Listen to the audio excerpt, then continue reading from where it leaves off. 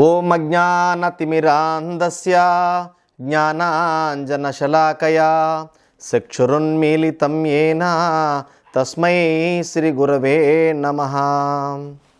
2026 ఆంగ్ల నూతన సంవత్సర శుభాకాంక్షలు మిత్రులకి, శ్రేయోభిలాషులకి, సన్నిహితులకి, నా కుటుంబ సభ్యులకి, ప్రత్యేకించి ప్రకృతే మా కుటుంబంగా భావించి సమాజమే దేవాలయంగా భావించేటువంటి వ్యక్తిని నేను. కాబట్టి మీ అందరికి కూడా ఈ యొక్క ఆంగ్ల నూతన సంవత్సరం ప్రత్యేకమైనటువంటి ఫలితాలు ఇవ్వాలని, మీరు పొందాలని, మీ కుటుంబాలలో సుఖ సంతోషాలు, ఆనందదాయకమైనటువంటి జీవితాన్ని గడపాలని దేవదేవుడైనటువంటి పద్మావతి సమేత వెంకటేశ్వర స్వామిని ప్రార్థన చేస్తూ శుభం. 2026 జనవరి మాసములో కన్యా రాశి వారికి ఈ విధమైనటువంటి గోచార ఫలితాలు ఉంటాయి.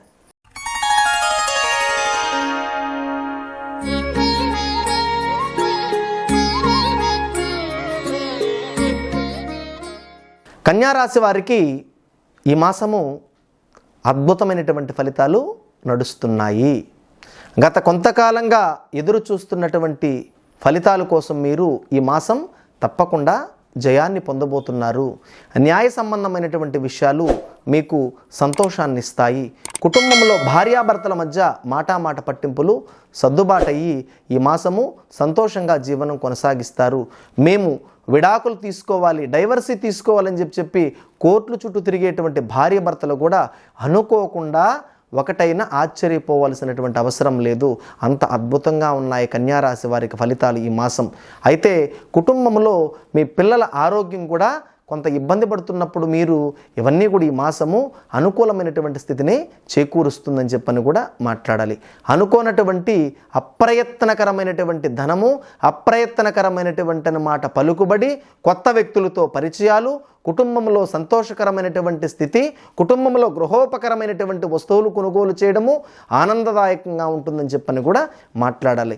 జనవరి మాసంలో దైవ భక్తులు, దైవాధీనమైనటువంటి సంకల్పాలు, దైవ క్షేత్రాల దర్శనము మిమ్మల్ని ఆనందపరుస్తుందని చెప్పని కూడా మాట్లాడాలి.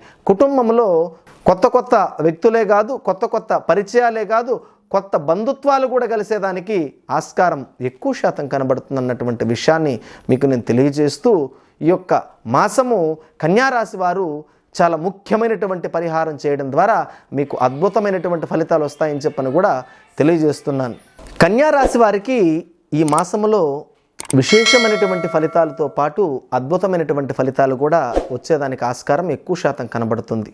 అయితే వీళ్ళు పరిహారాల విషయానికి వచ్చినప్పుడు శివుడికి తేనెతో అభిషేకం చేస్తే అద్భుతమైనటువంటి ఫలితాలు మీకు వస్తాయన్నటువంటి విషయాన్ని మీకు గుర్తు చేస్తున్నాను. తేనెతో అభిషేకం చేసినటువంటి మరుక్షణము నుండే మీ జీవితంలో వెలుగనేటువంటిది వస్తుంది. కాబట్టి శివుడికి తేనెతో అభిషేకం చేయడం ద్వారా సత్ఫలితాలు పొందుతారన్నటువంటి విషయంలో ఆశ్చర్యం లేదన్న విషయాన్ని మీకు నేను తెలియజేస్తూ, ఈ మాసం అంతా కూడా మీకు అద్భుతమైనటువంటి ఫలితాలు రావాలని చెప్పిన మాట మనచ వాచ కర్మన ప్రార్థన చేస్తూ శ్రేయోదాయకం శుభం.